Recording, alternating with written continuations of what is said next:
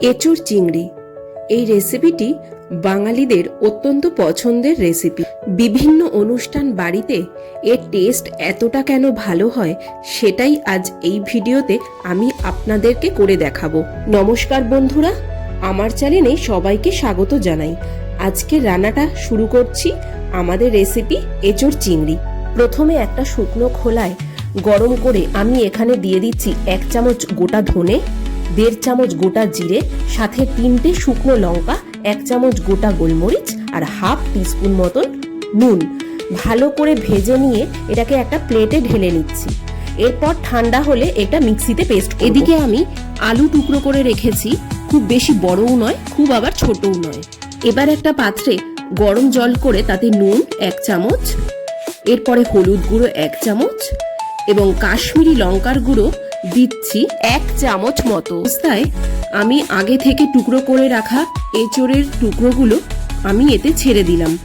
এঁচোড় বয়েল করার কারণ হলো এঁচোড়ের গায়ে যে আঠাটা থাকে সেটা চলে যায় এবং রান্নার সময় তেলও অতটা টানে। এটা বেশি বয়েল করার দরকার নেই, মোটামুটি 40 to 60% মতন বয়েল করলেই চলবে। এতে রান্নার টেস্টটাও অনেক গুণ বেড়ে যায়।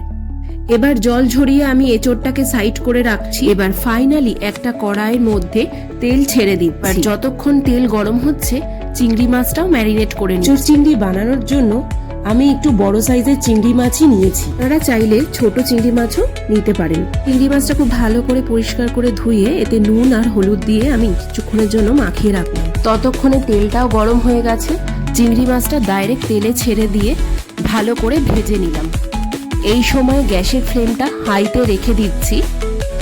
খুব বেশিক্ষণ ধরে না, 15 থেকে 20 সেকেন্ডের বেশি এটা কুক করার দরকার নেই।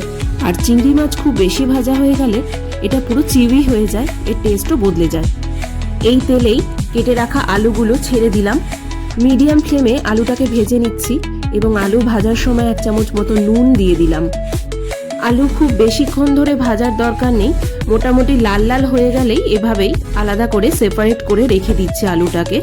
এরপর ওই একই কড়াইতে আরেকটু তেল অ্যাড করে আমি এঁচোড়টাকে ভাজার জন্য ছেড়ে দিলাম।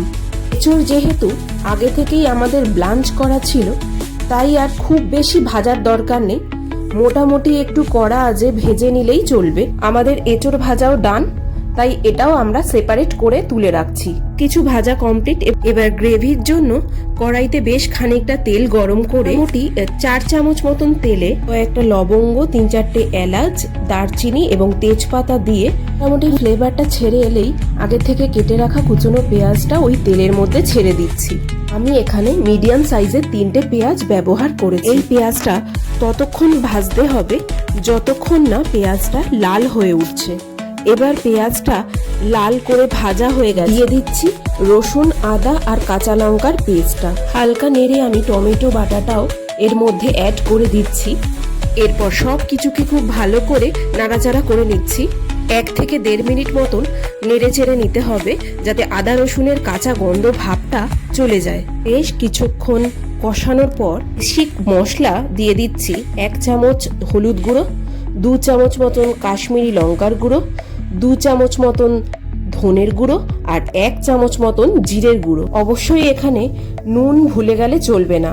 ভালো করে কষিয়ে নিচ্ছি যতক্ষণ না এর থেকে তেল বেরিয়ে আসছে।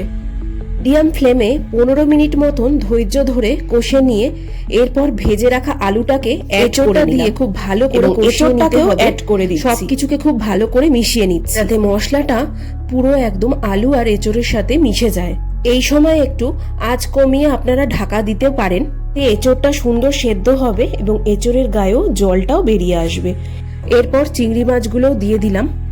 চিংড়ি মাছগুলো এঁচোড় আর আলুর সাথে খুব ভালো করে মিশিয়ে নিতে হবে। 3-4 মিনিট মতন খুব ভালো করে কষে নিচ্ছি। আমাদের খুব ভালো করে কষানো হয়ে গেছে।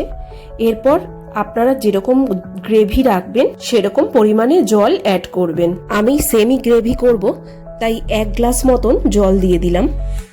এটাকে 5 থেকে 7 মিনিট মতন ফুটিয়ে নিতে হবে। এই সময় ফ্লেমটাকে একদম লোতে রেখে আপনারা কিছুক্ষণ ঢাকা চাপা দিতে পারেন। এখন আমাদের এঁচড় খুব সুন্দর সেদ্ধ হয়ে গেছে। এবার ফ্লেম বন্ধ করার আগে দিয়ে দিতে হবে আমাদের গরম মশলা 1 চামচ মতন, এবং আগে থেকে করে রাখা যে ভাজা মশলাটা ওটা 2 চামচ মতন দিয়ে দিলাম।